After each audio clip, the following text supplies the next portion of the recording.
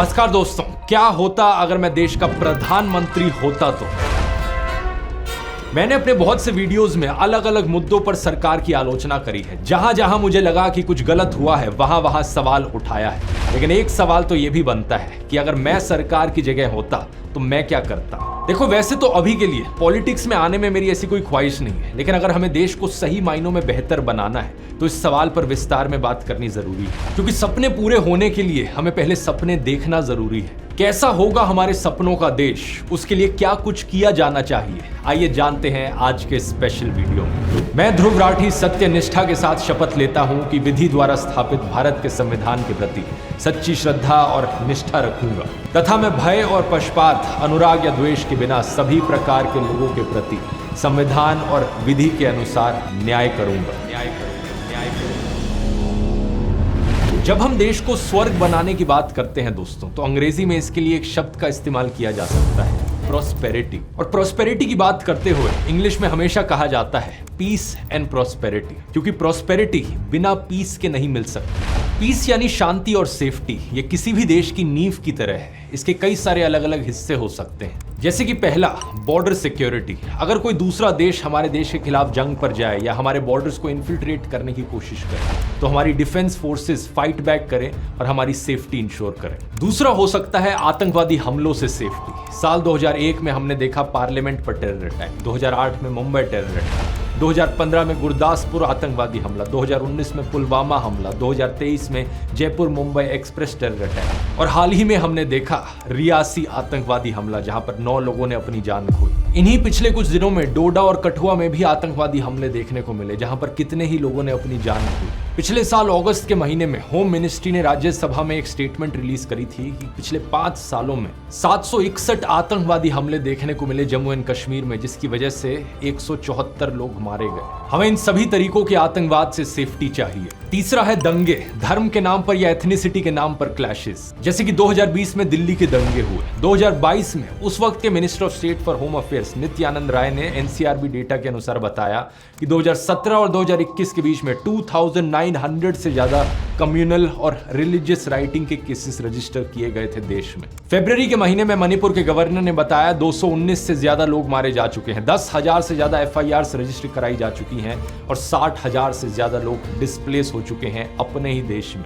हमें सेफ्टी चाहिए religious rights और एथनिक क्लैशेस से। चौथा है लिंचिंग्स, कभी धर्म के नाम पर तो कभी व्हाट्सएप में फैली अफवाह के नाम पर। हमें कासगंज वायलेंस देखने को मिला जहां चंदन गुप्ता को मारा गया। हमें लिंचिंग्स देखने को मिली पहलू खान, तबरेज अंसारी और अखलाक की। इन कम्युनल लिंचिंग्स के अलावा कई ऐसी भी लिंचिंग्स हुई जहां पर व्हाट्सएप पर अफवाह फैलती है कि कोई चाइल्ड किडनैपर है तो कोई ऑर्गन हार्वेस्टर है, और इस बेसिस पर लोगों को मारा गया एक भीड़ के द्वारा। चाहे पालघर लिंचिंग हो जहां पर 2 साधुज और उनके ड्राइवर्स को मारा गया, या फिर सॉफ्टवेयर इंजीनियर मोहम्मद आजम की लिंचिंग कर्नाटका में। हमें सेफ्टी चाहिए लिंचिंग से। पांचवा है क्राइम। क्या आप जानते हैं एनसीआरबी डेटा के अनुसार साल 2022 में 28,522 मर्डर केसेस रजिस्टर किए गए थे पूरे देश भर में। इसका मतलब है ऑन एवरेज हर दिन 78 मर्डर केसेस। लेकिन मर्डर इकलौता क्राइम नहीं है, हमें हिट एंड रन और रोड रेज के केसेस देखने को मिलते हैं, जैसे कि पुणे पोर्शे का केस। एक ओवर स्पीडिंग गाड़ी ने 2 लोगों को कुचल दिया। डेक्कन हेरल्ड की इस जनवरी की रिपोर्ट को देखिए। Ministry of road transport and highways के अनुसार 67,387 हिट एंड रन केसेस देखे गए इंडिया में। इनमें से 30,486 केसेस में लोगों की मौत हुई। सोचकर देखो, हर साल करीब 30,000 लोग मारे जा रहे हैं देश भर में सिर्फ गाड़ियों की वजह से, सिर्फ रैश ड्राइविंग की वजह से। छठा है एक्सीडेंट्स, और भी अलग अलग तरीके के एक्सीडेंट्स होते हैं इसके अलावा। कुछ हफ्ते पहले की दैनिक भास्कर की रिपोर्ट की हेडलाइन देखो, ना जांच ना ऑडिट, देश की बड़ी इमारतों में 2.5 साल में 1177 जाने गई। 2021 की टाइम्स ऑफ इंडिया की इस रिपोर्ट को भी देखो। इंडिया में हर दिन कम से कम 2 लोग मरते हैं ओपन पिट्स और मैनहोल्स की वजह से। एनसीआरबी डेटा के अनुसार 2015 और 2020 के बीच में टोटल में 5,393 लोगों ने अपनी जान खोई गड्ढों में गिरकर। फिर है रेलवे एक्सीडेंट्स, कहीं पर ट्रेनों की डिरेलमेंट हो जाती है तो कहीं पर टकराव होता है। पिछले साल हमने देखा सबसे भयानक ट्रेन एक्सीडेंट जहां पे ऑलमोस्ट 300 लोगों की जान गई। डेटा के अनुसार पिछले 60 सालों में नंबर ऑफ रेलवे एक्सीडेंट्स धीरे धीरे कम होते गए हैं, जो कि अच्छी चीज है। लेकिन टेक्नोलॉजी जितनी तेजी से इंप्रूव हुई है उस हिसाब से तो आज के दिन ऑलमोस्ट 0 रेलवे एक्सीडेंट्स देखने को मिलने चाहिए थे हमें। और ट्रेनों का एक्सीडेंट्स तो छोड़ो, जानते हो कितने लोग अपनी जान खोते हैं हर साल रेलवे ट्रैक्स को क्रॉस करते हुए? जनवरी 2024 में गवर्नमेंट रेलवे पुलिस ने यह डेटा प्रोवाइड किया। टोटल 2590 लोगों ने अपनी जान खोई मुंबई सब अर्बन रेलवे ट्रैक्स में सिर्फ साल 2023 में। यानी कि सिर्फ मुंबई लोकल ट्रेन की बात करें तो ऑन एवरेज हर दिन 7 लोग मारे जा रहे हैं ट्रेनों से नीचे गिर के या रेलवे क्रॉसिंग करते हुए। कभी सड़क पर चलते चलते लोग गड्ढों में गिरकर मर जाते हैं, तो कभी कोई गाड़ी आकर उन्हें कुचल जाती है, तो कभी रेलवे ट्रैक्स क्रॉस करते वक्त लोगों की जानें चली जाती हैं, तो कभी कोई ब्रिज टूटकर नीचे गिर जाता है। 2022 में हमने गुजरात में मोरबी ब्रिज कोलैप्स देखा, जहां पर 135 लोगों ने अपनी जान खोई। कहीं पर इलीगली लगाई हुई होर्डिंग नीचे गिर जाती है और उसकी वजह से लोग मरते हैं, जैसे कि मुंबई में हमने देखा जहां 16 लोगों की मौत हुई। इस होर्डिंग के डायमेंशन 120 बाय 120 फीट थे, जो कि permissible dimension 40 feet by 40 feet से कहीं ज्यादा था। और कहीं पर तो खराब दवाइयों की वजह से ही उनकी मौत हो रही है। 2019 में 12 बच्चों की मौत हुई क्योंकि एलिजिडली उन्होंने टॉक्सिक कफ सिरप पी लिया था जम्मू में। सोचकर देखो दोस्तों, एक आम इंसान की जिंदगी की कीमत आखिर इतनी सस्ती क्यों है? मैं अगर प्रधानमंत्री हूं तो मैं इस धारणा को बदलूंगा। किसी भी आम इंसान की जान की कीमत उतनी ही होनी चाहिए जितनी कि मेरी यानी भारत के प्रधानमंत्री की। हमारा देश 1947 में आजाद हो गया था, 1950 में हमारा संविधान लागू हुआ, लेकिन आज 2024 में भी कई लोग ऐसे हैं जिनके दिमाग में वही कॉलोनियलिज्म, वही फ्यूडलिज्म भरा हुआ है। इन लोगों के लिए बात हजम करनी बड़ी मुश्किल है कि एक आम मजदूर की, एक गरीब मजदूर की जान की वही कीमत कैसे हो सकती है जो भारत के प्रधानमंत्री या किसी बड़े अरबपति सेठ की जान की कीमत है। लेकिन जरा सोचकर देखिए, चाहे आप प्रधानमंत्री हो या कोई बड़े अरबपति सेठ हो या कोई गरीब मजदूर या एक मिडिल क्लास आदमी, अपने परिवार के लिए तो हर कोई उतना ही खास होता है ना। और संविधान की नजरों में भी ऐसा ही होता है। हमारे संविधान का आर्टिकल 14 है राइट टू इक्वालिटी, जिसके मुताबिक कानून की नजरों में हर कोई बराबर है। और सेकेंडली, देश में रहने वाले हर एक इंसान को लॉ की इक्वल प्रोटेक्शन मिलेगी। मैं इंश्योर करूंगा प्रधानमंत्री होने के नाते कि इस चीज को इंप्लीमेंट किया जाए। सेफ्टी और सिक्योरिटी हर किसी के लिए हो, क्योंकि जान है तो जहां है। आप पूछोगे लेकिन मेरे पास एग्जैक्टली सॉल्यूशन क्या है? अभी तक तो मैं सिर्फ प्रॉब्लम्स ही गिनाए जा रहा हूं, लेकिन सच बात यह है दोस्तों कि सॉल्यूशन की पहली स्टेप यही है, प्रॉब्लम को डायग्नोस करना। जब आप बीमार होते हैं और डॉक्टर के पास जाते हैं बीमारी को ठीक कराने के लिए, तो डॉक्टर सबसे पहली चीज क्या करता है? देखता है कि एग्जैक्टली कौन सी बीमारी है आपकी प्रॉब्लम का डायग्नोसिस लेता है वो, क्योंकि जब तक बीमारी नहीं पता होगी तब तक दवाई देने का कोई फायदा नहीं है। 99% केसेस में अगर आप कोई भी दवाई दे दोगे तो उससे प्रॉब्लम सॉल्व नहीं होगी। यही चीज आपकी जिंदगी के लिए भी एप्लीकेबल है। जो भी चैलेंजेस आप अपनी लाइफ में फेस कर रहे हो, उन्हें ओवरकम करने के लिए सबसे पहली स्टेप है उन्हें आइडेंटिफाई करो। एग्जैक्टली क्या प्रॉब्लम है और उसकी क्या रूट कॉज है। उसी के बाद ही आपको पता चलेगा कि कौन सा सोल्यूशन यहां पर काम करेगा। जैसे कि अपनी पढ़ाई या काम पर ध्यान ना लगा पाना, दिन भर बैठकर बस फोन पर स्क्रॉल करते रहना, स्ट्रेस्ड फील करना, डिप्रेस्ड फील करना, इन सब चीजों की रूट कॉज हो सकती है खराब टाइम मैनेजमेंट। इन प्रॉब्लम से मैं भी सफर करता था, लेकिन फिर मैंने अपना एक प्रॉपर सिस्टम बनाया इनसे डील करने का। एक ऐसा सिस्टम जिसे मैंने एक्सप्लेन किया है अपने टाइम मैनेजमेंट और प्रोडक्टिविटी कोर्स में। यही सिस्टम वो राज है जिसकी वजह से मैं पिछले कई सालों से इस लेवल की कंसिस्टेंसी मेंटेन कर पाया हूं। रेगुलरली हफ्ते भर हफ्ते उसी एफिशिएंसी के साथ ये वीडियोस बनाते रहना, चाहे मैं घर में हूं या दुनिया में ट्रैवल कर रहा हूं। प्रोडक्टिविटी के साथ साथ अपने हैप्पीनेस लेवल्स को भी मैक्सिमाइज करना, ये चीज मैंने डिटेल में समझाई है इस कोर्स में। दिए गए असाइनमेंट्स को करने के बाद आप रिव्यूज में देख सकते हो बहुत सारे लोगों ने एक ट्रांसफॉर्मेशन देखा है अपनी जिंदगी में। अगर आप उन लोगों में से हो जो अपनी जिंदगी में सोशल लाइफ, हॉबीज और हेल्थ के लिए समय नहीं निकाल पाते और प्रोक्रेस्टिनेशन का शिकार हैं, तो ये कोर्स आपके लिए है। इसका लिंक नीचे डिस्क्रिप्शन में मिल जाएगा, या फिर आप इस QR कोड को भी स्कैन कर सकते हैं और आप में से पहले 1000 लोगों के लिए ये कूपन कोड PM40 40% ऑफ पाने के लिए। इस कोर्स को लेकर सबसे बड़ी कंप्लेन लोगों की ये रही थी कि ये कोर्स सिर्फ इंग्लिश लैंग्वेज में ही क्यों अवेलेबल है। तो यहाँ भी एक खुशखबरी देना चाहूंगा, अगस्त 2024 में इस कोर्स का हिंदी वर्जन भी रिलीज किया जाएगा। आप में से जो लोग इस कोर्स को ऑलरेडी खरीद चुके हैं या फिर इस वीडियो को देखने के बाद खरीदेंगे, उन सब के लिए हिंदी वर्जन कंप्लीटली फ्री होगा। ध्रुव राठी एकेडमी पर आप इसे फ्रीली एक्सेस कर पाएंगे अगस्त के महीने के बाद से, तो जाकर चेकआउट कर सकते हैं। और अब टॉपिक पर वापस आते हैं। दूसरा स्टेप आता है इसके बाद प्रॉब्लम को एक्सेप्ट करना, और तीसरा स्टेप फिर आता है एक्शन लेना प्रॉब्लम को सॉल्व करने के लिए, सही एक्शन लेना, सही दवाई देना। ज्यादातर केसेस में ज्यादातर पॉलिटिशियंस इन पहली दो स्टेप्स को इग्नोर कर देते हैं। वो अपने भाषण देते हैं हवा हवा में कि बच्चे देश का भविष्य है, नारी शक्ति का सम्मान, जनता जनार्दन है, ऐसी ऐसी बातें करते हैं, लेकिन प्रॉब्लम को कभी डायग्नोस नहीं करेंगे, कभी उसकी बात नहीं करेंगे और कभी एक्सेप्ट नहीं करेंगे प्रॉब्लम। सरकार में बैठे बहुत से पॉलिटिशियंस प्रॉब्लम्स को बस कारपेट के नीचे सरकाना जानते हैं कि कहीं हमारी स्टेट का क्राइम रेट ज्यादा ना दिख जाए, इसलिए कुछ केसेस में एफआईआर ही मत लिखो। कुछ नेता तो इस हद तक गिर जाते हैं कि अगर किसी जर्नलिस्ट ने किसी क्राइम की खबर को एक्सपोज कर दिया तो उस जर्नलिस्ट को उठाकर ही जेल में डाल दो। पिछले एक वीडियो मैंने बात करी थी अंकिता भंडारी के मर्डर केस की, जहां पर पुलिस ने हिंदी न्यूज़पेपर जागो उत्तराखंड के एडिटर आशुतोष नेगी को ही जेल में डाल दिया, अरेस्ट कर लिया, क्योंकि वो बड़े करीबी से इस केस को रिपोर्ट कर रहे थे। इन्हीं सब चीजों की वजह से नेशनल फैमिली हेल्थ सर्वे, जो कि एक सरकारी सर्वे है, हमें बताता है बार बार ओवर द इयर्स की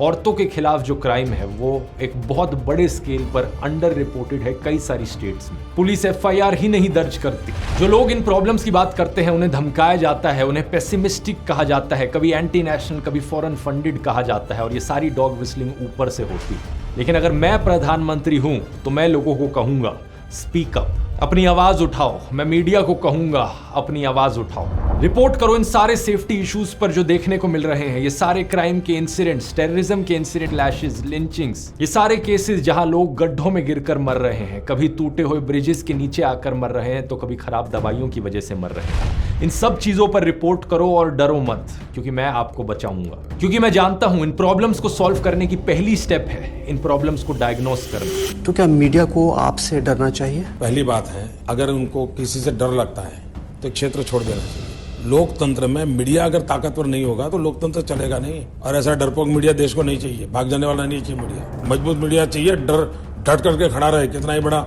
तिस्मार खां के राजनेता आया हो तो भी खड़ा रहे, ऐसा मीडिया चाहिए। भागने वाली बात मत करो भाई, और भागते हो तो मुझे कहना, मैं मदद करूंगा, बचाऊंगा। और जानते हैं क्या दोस्तों, एक बार किसी लीडर ने अगर प्रॉब्लम का डायग्नोसिस कर लिया, उसे एक्सेप्ट कर लिया, तो उसके बाद सोल्यूशन ढूंढना इतना मुश्किल नहीं बच जाता। फॉर एग्जाम्पल, अगर लोकल पुलिस स्टेशन मना कर देता है एफआईआर फाइल करने से, तो लोगों के लिए एक ऐसी फैसिलिटी होनी चाहिए कि कंप्लेन करने वाला एसपी के ऑफिस में जा पाए और वहां पर एफआईआर दर्ज करा पाए। साथ ही साथ एक डिपार्टमेंटल इंक्वायरी भी बिठाई जाए कि उस पुलिस स्टेशन में उस पुलिस ऑफिसर ने क्यों नहीं करी एफआईआर रजिस्टर। कैसा लगा ये सिंपल सा सॉल्यूशन? सुनने में इम्प्रैक्टिकल लग रहा है क्या आपको? इम्प्रैक्टिकल नहीं है, ये एक्चुअली में किया जा चुका है हमारे देश में। राजस्थान सरकार ने 2019 में ये डिसीजन लिया था। अगर ऊपर बैठे लीडर की नीयत साफ हो तो बड़ी आसानी से ऐसे सॉल्यूशंस इंप्लीमेंट किए जा सकते हैं। जब हम सेफ्टी और सिक्योरिटी इंश्योर करने की बात करते हैं तो ऐसे सॉल्यूशंस दो कैटेगरीज के होते हैं। पहली कैटेगरी है प्रिवेंटिव सॉल्यूशंस की, यानी कि हम ऐसे कदम उठाएं जिसकी वजह से वो प्रॉब्लम एग्जिस्ट ही ना करे, प्रॉब्लम को होने से पहले ही रोक दे। दूसरी कैटेगरी होती है प्यूनिटिव सॉल्यूशंस की। अगर प्रॉब्लम हो रही है तो उसके खिलाफ फाइट किया जाए और प्रॉब्लम करने वाले को पनिश किया जाए, ताकि बाकी और लोग इनकरेज ना हो दोबारा से वो गलत काम करने के। एग्जाम्पल से समझाऊं, क्रॉस बॉर्डर सिक्योरिटी से शुरुआत करते हैं। यहां पर प्रिवेंटिव सॉल्यूशन क्या हो सकता है?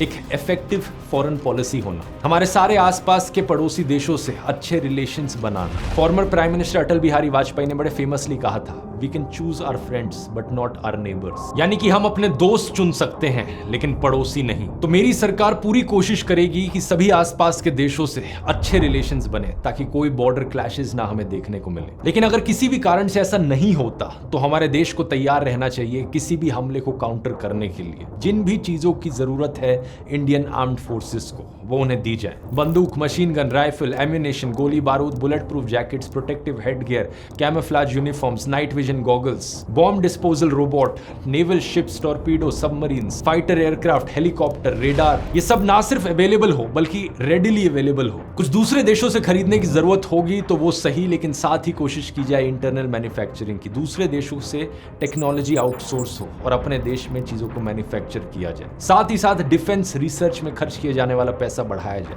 रिसर्च एंड डेवलपमेंट में बजट बढ़ेगा। रेगुलर इंस्पेक्शंस कराई जाए ताकि कोई भी खराब हवाई जहाज या खराब हेलीकॉप्टर फैक्टर की वजह से हमारे एक भी पायलट की मृत्यु ना हो। अगला प्रिवेंटिव सॉल्यूशन है यहाँ पर हमारे सोल्जर्स की मेंटल हेल्थ को एक प्रायोरिटी बनाना। ये एक ऐसा मुद्दा है जिसकी बहुत कम बात करी जाती है। 2022 में minister of state for defence Ajay Bhatt ने राज्यसभा को बताया कि पिछले 5 सालों में हमारी आर्म्ड फोर्सेस के 819 जवानों ने आत्महत्या करी। इंडियन प्राइम मिनिस्टर होने के नाते मेरी कोशिश होगी इस नंबर को 0 तक लेकर जाना, और ये किया जाएगा मेंटल हेल्थ प्रैक्टिशनर्स को एंगेज करके। मैं 1800 मेंटल हेल्थ प्रैक्टिशनर्स को हायर करूंगा। आप पूछोगे ये 1800 का एग्जैक्ट नंबर क्यों बोल रहा हूं मैं? इसके पीछे एक सिंपल कारण है, हमारी इंडियन आर्मी में करीब 12 लाख एक्टिव पर्सनल्स हैं। वर्ल्ड हेल्थ ऑर्गेनाइजेशन की रिकमेंडेशन है कि हर 10,000 से लेकर 20,000 लोगों के लिए एक मेंटल हेल्थ प्रैक्टिशनर होना चाहिए देश में। लेकिन क्योंकि मिलिट्री सेटिंग और भी ज्यादा इंटेंसिव होती है, अमेरिका में जो यूएस आर्मी है उन्होंने 700:1 की रेशियो मेंटेन कर रखी है। हर 700 सोल्जर्स के लिए एक बिहेवियरल स्पेशलिस्ट उन्होंने रखा है। तो इसी रेशियो को आगे एक्सटेंड करते हुए हमारे 12 लाख पर्सनल के लिए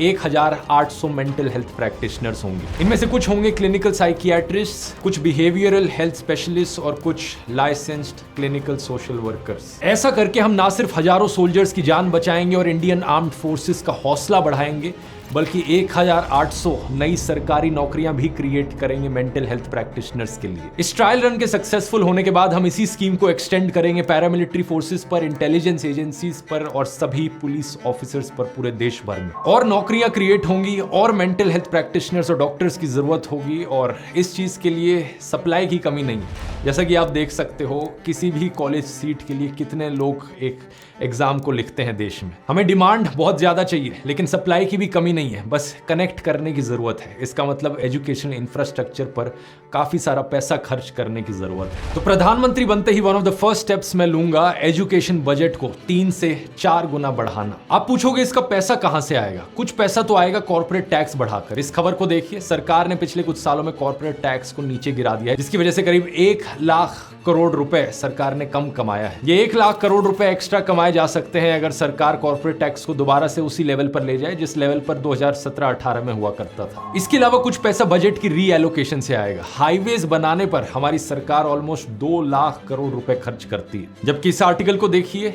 एनएफएचएस सर्वे के अनुसार सिर्फ 8% इंडियन परिवारों के पास गाड़ियां हैं। 50% लोग हमारे देश में अभी भी साइकिलों का, बाइक्स का या स्कूटर्स का इस्तेमाल करते हैं। सिर्फ 8% लोगों के फायदे के लिए यहाँ पर क्यों पैसा खर्च किया जा रहा है? इससे बेहतर है इस पैसे को एजुकेशन में लगाया जाए। वैसे भी इतने बड़े बड़े हाईवेज बनाना और ये कार बेस्ड इंफ्रास्ट्रक्चर बनाना हमारे शहरों में, मैं इसके सख्त खिलाफ रहा हूं और इस चीज को मैंने एक्सप्लेन किया है इस वाले वीडियो में, जाकर समझ सकते हो, इसका लिंक डिस्क्रिप्शन में। हमें जरूरत है शहरों को इंसानों के लिए बनाने की, ना कि गाड़ियों के लिए। इससे पोल्यूशन भी कम होगा, हरा भरा भी ज्यादा रहेगा शहर, और गर्मी का इफेक्ट भी कम होगा, अर्बन हीट आइलैंड इफेक्ट, जिसकी बात मैंने हीट वेव वाले वीडियो में करी थी। बाकी पैसे की बचत होगी करप्शन खत्म करके, और सेफ्टी और सिक्योरिटी के मामले में तो वैसे भी करप्शन 1% भी नहीं रहनी चाहिए, क्योंकि यही कारण है जिसकी वजह से इलीगल होर्डिंग्स खड़ी होती हैं और जब वो गिरती हैं तो लोग मारे जाते हैं।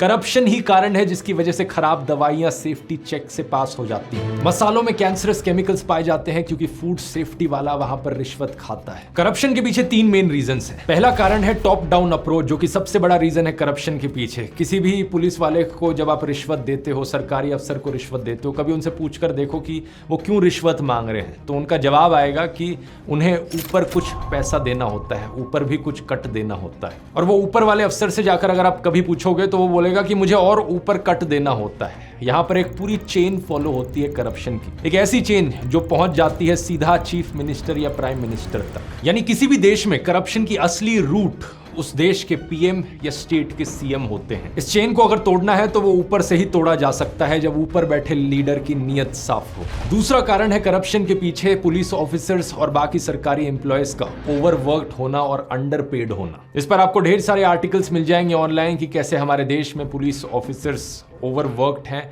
12-12 घंटे काम कराया जाता है उनसे और पेमेंट ढंग से नहीं मिलती। कई रिपोर्ट्स ये सामने आई हैं जो बताती हैं कि ढेर सारी स्टेट्स में पुलिस बहुत अंडरस्टाफ्ड है और ओवरबर्डन्ड है। सॉल्यूशन सिंपल है, इसका पुलिस की संख्या डबल कर दो। कोर्ट्स और जजेस की बात करें तो वहां भी यही हाल है, ओवरबर्डन है। Former chief justice of India TH. Thakur तो अपनी स्पीच में इस ओवरबर्डन की बात करते हुए रो भी पड़े थे एक बार। यहाँ भी वही सॉल्यूशन है कि जजेस और कोर्ट्स की संख्या बढ़ाई जाए। तीसरा कारण करप्शन के पीछे है ग्रीड, किसी इंसान का लालची होना, और ये एक्चुअली में सबसे छोटा कारण है मेरी राय में। अगर पहले 2 कारणों का सोल्यूशन निकाल दिया तो ये तीसरा कारण सॉल्व करना बड़ा आसान है। स्ट्रिक्ट लॉज और हार्श पनिशमेंट, ताकि कोई भी ऐसा करने की ना सोचे। पुलिस की बात करें तो हमें पुलिस रिफॉर्म्स की भी जरूरत है। जब कोई केस मीडिया स्पॉटलाइट में आ जाता है, उस पर काफी आउटरीच होती है, तो सबकी एक ही डिमांड होती है हमेशा कि इस केस को सीबीआई को ट्रांसफर कर दिया जाए, क्योंकि एक परसेप्शन लोगों की ये बन गई है कि स्टेट पुलिस किसी भी इंपॉर्टेंट केस में सही से इन्वेस्टिगेशन नहीं कर सकती। जरा सोचकर देखो, किसी केस को अगर मीडिया स्पॉटलाइट नहीं मिली, जिसे सीबीआई में ट्रांसफर नहीं किया गया, तो क्या उसमें बढ़िया इन्वेस्टिगेशन की जरूरत नहीं है क्या? उन केसेस का क्या? इसलिए जरूरी है कि हर एक स्टेट में सीबीआई टाइप की एक ऑर्गेनाइजेशन हो जो इन्वेस्टिगेशन करे, केस सॉल्व करे, जिसकी उसी हिसाब से ट्रेनिंग करी जाए। स्टेट लेवल पर एक इन्वेस्टिगेटिंग एजेंसी बनाई जाएगी और हर एक केस का इन्वेस्टिगेटिंग ऑफिसर इसी ब्रांच से होगा। अब सोचकर देखो दोस्तों, ये सारे सही कदम उठाने से देश में क्या क्या सही हो जाएगा। देश के सभी पुलिस ऑफिसर्स और सरकारी कर्मचारियों को अच्छी सैलरी मिलेगी, अच्छा मेंटल हेल्थ केयर मिलेगा, उन्हें मेडिकल इंश्योरेंस, लाइफ इंश्योरेंस और फैमिली बेनिफिट्स भी मिलेंगे। सबके लिए स्ट्रिक्टली 8 घंटे की लिमिट सेट करी जाएगी, कोई भी दिन में 8 घंटे से ज्यादा काम नहीं कर सकता। ज्यादा वर्कलोड को मैनेज करने के लिए सफिशिएंट पुलिस फोर्स होगी, वैकेंसी सारी फिल करी जाएंगी, करप्शन खत्म हो जाएगा, ईमानदारी से काम होगा। इसकी वजह से हर एक देशवासी के मन में पुलिस के प्रति सम्मान होगा, ग्रैटिट्यूड का भाव होगा और पुलिस वाले भी हर एक नागरिक से सर या मैम करके बात करें, ये उन्हें कहा जाएगा, चाहे वो कितने भी अमीर या कितने भी गरीब क्यों ना। इमेजिन करो, पुलिस के सिस्टम में ही ऐसा रूल बना दिया गया कि हर एक पुलिस ऑफिसर किसी भी सिटीजन से बात करते वक्त उन्हें सर या मैम करके एड्रेस करेगा। अपने आप माइंडसेट में चेंज आने लगेगा। सेक्सुअल हैरेसमेंट जैसे क्राइम्स की बात करें तो वहां पर भी लोगों के माइंडसेट और एटीट्यूड को बदलने की जरूरत पड़ेगी, जो कि मेन रूट कॉज है। कुछ लोगों का माइंडसेट जो एक औरत को इंफीरियर सब ह्यूमन मानता है, औरत को ऑब्जेक्ट की तरह देखता है। इसकी बात मैंने कई वीडियोस में करी है, जैसे कि एनिमल वाला वीडियो। अब मैं ये नहीं कह रहा कि मैं एनिमल जैसी फिल्में या हनी सिंह और बादशाह टाइप के गंदे गानों पर बैन लगा दूंगा, क्योंकि मेरा मानना है फ्रीडम ऑफ एक्सप्रेशन में। लेकिन प्रधानमंत्री होने के नाते मैं रिक्वेस्ट करूंगा सिंगर्स और बॉलीवुड एक्टर्स से कि वो अपनी फिल्मों से और गानों से मिसोजिनी को हटाएं, औरतों की ऑब्जेक्टिफिकेशन को हटाएं, और मैं खुद से अच्छे कंटेंट को प्रमोट करूंगा। ये माइंडसेट बदलने का एक और तरीका होगा स्कूल में जेंडर सेंसिटाइजेशन क्लासेस को इंट्रोड्यूस करना। बचपन से ही बच्चों को सही माइंडसेट सिखाया जाए, जिससे कि जब वो बड़े हों तो समाज में अपने आप ही सही मानसिकता फैले। वेपन्स लॉबी वाले वीडियो में मैंने डिस्कस किया था कि कैसे ऑस्ट्रेलिया और सर्बिया जैसे देशों ने अपने देश में मौजूद इलीगल हथियारों को खत्म कर दिया एक एमनेस्टी पीरियड जारी करके। उन्होंने अपने देशवासियों से कहा कि जिसके पास जितने भी इलीगल हथियार हैं, हमें आकर सौंप दो सरकार के पास, और अगर आप इस टाइम पीरियड में हमें दोगे तो आपके खिलाफ कोई एक्शन नहीं लिया जाएगा। 1 महीने के अंदर अंदर 1 लाख से ज्यादा इलीगल वेपन्स इकट्ठे हो गए थे सर्बिया में। ऐसा ही कुछ मैं करूंगा इंडिया में इलीगल हथियारों को खत्म करने के लिए। इन सारे प्रिवेंटिव और प्यूनिटिव सॉल्यूशंस को इंप्लीमेंट करके हम एक ऐसा इंडिया बनाएंगे जो ना सिर्फ हर इंडियन के लिए सेफ और सिक्योर हो, बल्कि हर फॉरेनर के लिए भी। आपको ये सॉल्यूशंस शायद इम्प्रैक्टिकल लग रहे हो, लेकिन इनमें से कोई भी सॉल्यूशन ऐसा नहीं है जो पहले कहीं इंप्लीमेंट ना किया गया। सिंगापुर वाले वीडियो में मैंने बताया था कि कैसे 1960s में सिंगापुर का बुरा हाल था। पॉवर्टी वहां हर जगह देखने को मिलती थी, एथनिक क्लैशेस देखने को मिलते थे।